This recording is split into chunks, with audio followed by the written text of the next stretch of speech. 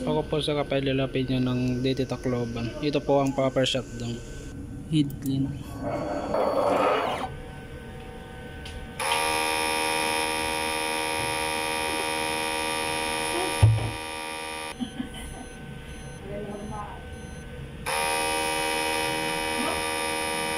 After head clean, punasan ng wiper.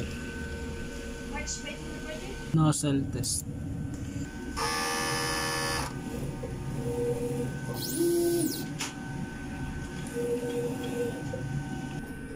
Babakan po ng cleaning solution.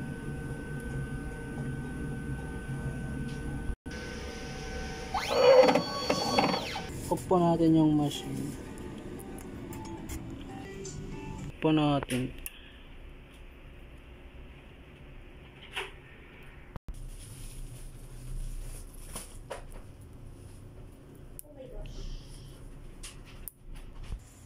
I-off po yung EBR.